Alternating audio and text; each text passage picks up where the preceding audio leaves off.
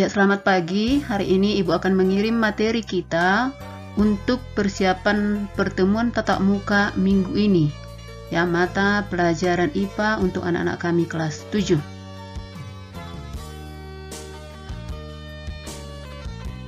Pada minggu ini kita akan membahas mengenai topik energi. Pengertian energi. Energi adalah kemampuan untuk melakukan usaha atau kerja. Dalam satuan SI, satuan internasional, energi dinyatakan dalam satuan joule. Kemudian ada lagi satuannya kalori. James Prescott Joule menunjukkan hubungan antara kalori dan joule sebagai berikut.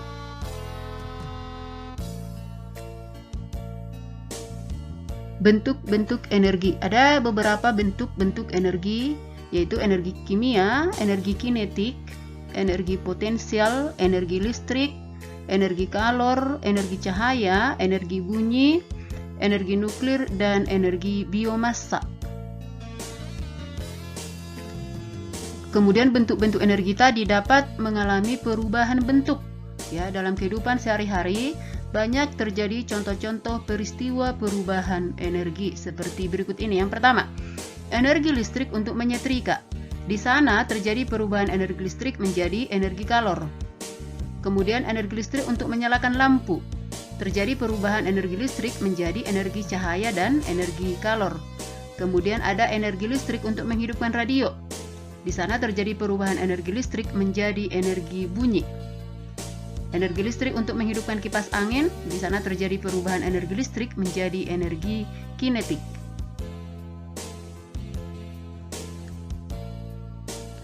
Ya, kita bahas mengenai energi kinetik dan energi potensial. Yang pertama, energi kinetik.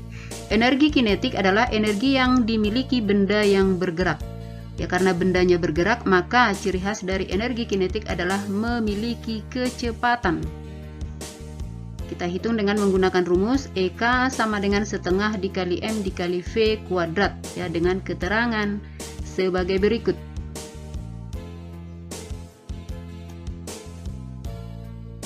Nah, kita lihat contoh soal.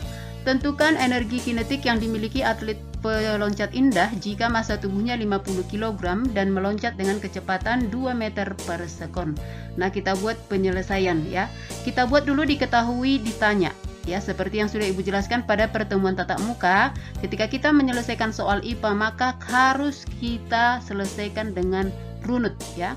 Maka kita buat diketahui M sama dengan 50 kg, V, ya, ini adalah kecepatan sama dengan 2 meter per sekon, ditanya EK. Nah, kita tuliskan lagi rumusnya, ya. EK atau energi kinetik sama dengan setengah M dikali V kuadrat. Ya, setengah dikali 50 kg dikali 2 meter per sekon kuadrat, ya. Ini hasilnya adalah 100 joule.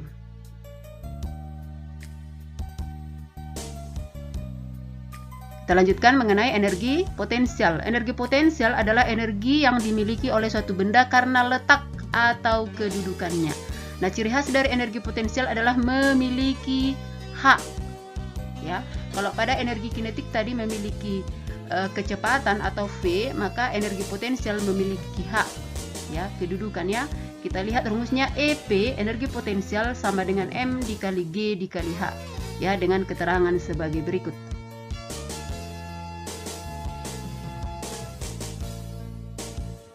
Kita lihat contoh soalnya. Tentukan besar energi potensial peloncat, ya, pada soal energi kinetik tadi, ya, saat berada di ketinggian 3 meter.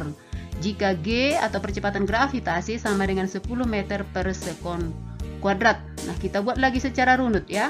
Diketahui M sama dengan 50 kg, H sama dengan 3 meter, kemudian G sama dengan 10 meter per sekon kuadrat. Ditanya EP atau energi potensial. Kita gunakan lagi rumusnya, EP sama dengan M dikali G dikali H. Nah, ini dia. Sehingga dapat energi potensialnya adalah 1500 joule.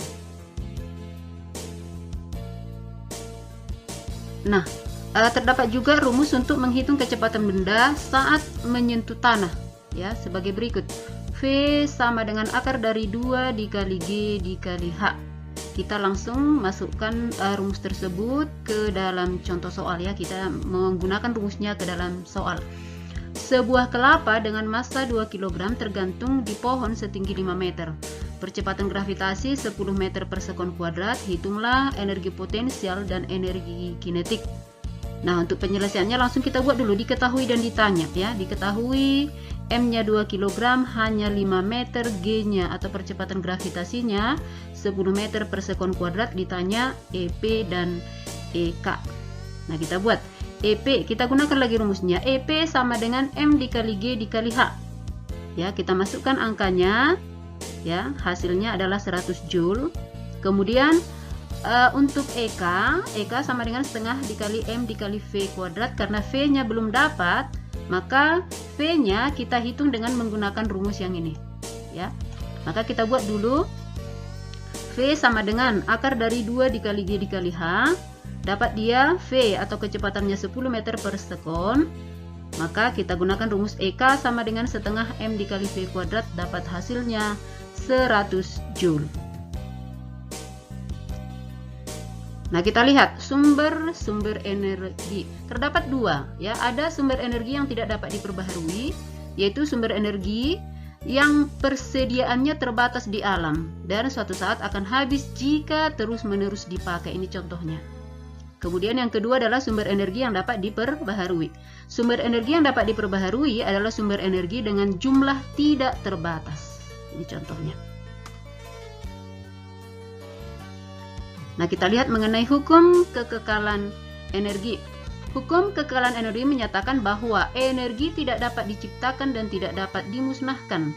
Energi hanya dapat berubah dari suatu bentuk ke bentuk yang lain. Nah, hukum kekekalan energi ini berlaku juga pada energi mekanik. Apa itu energi mekanik? Energi mekanik merupakan hasil penjumlahan antara energi kinetik dan energi potensial.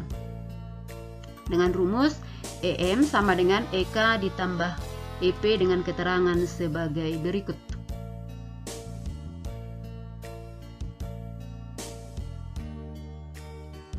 Kemudian transformasi energi pada makhluk hidup. Makhluk hidup melakukan transformasi energi melalui proses metabolisme. Metabolisme itu berarti perubahan. Metabolisme terjadi dalam proses anabolisme dan katabolisme. Anabolisme itu proses penyusunan molekul kompleks dari materi yang lebih sederhana. Contohnya fotosintesis. Sementara katabolisme adalah proses pembongkaran molekul yang relatif besar menjadi lebih kecil. Ya, contohnya pencernaan makanan dan respirasi. Nah, kita lihat fotosintesis. Fotosintesis itu proses pembentukan glukosa dari karbon dioksida dan air dengan bantuan cahaya matahari. Ya, begini reaksi kimia yang terjadi pada proses fotosintesis. Ini dia ya. Jadi pembentukan glukosa, ya, pembentukan glukosa ini, glukosa, ya, itu dibentuk dari air dan karbon dioksida dengan bantuan ini cahaya matahari. Jadi fotosintesis ini terjadi pada tumbuhan dengan kandungan klorofil, berarti harus yang memiliki zat hijau daun. Yang kedua, pencernaan makanan. Pencernaan makanan termasuk proses katabolisme yang merombak nutrien dari molekul kompleks menjadi molekul sederhana. Ya, proses pemecahan atau katabolisme mengubah ikatan kimia nutrien menjadi energi kimia yang disimpan dalam bentuk ATP di dalam sel. Kemudian respirasi. Respirasi adalah proses peruraian bahan makanan yang menghasilkan energi. Ini dia reaksi respirasi, ya. Jadi ini pembentukan energi, menghasilkan energi. Ini dia. Ya, ini dia dibentuk dari glukosa dan oksigen.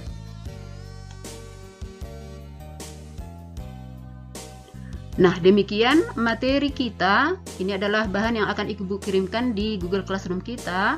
Jadi materi ini nanti untuk persiapan tatap muka kita pada minggu ini. Jadi kami mohonkan anak-anak kami ditulis dan dipelajari Kemudian kita lihat mengenai latihan ulangan bab 5 buku paket IPA halaman 173 pilihan berganda nomor 1 sampai dengan 20. Nanti lebih lanjut akan kita bahas pada pertemuan tatap muka. Nah, demikian materi kita untuk persiapan tatap muka minggu ini. Terima kasih dan salam sehat.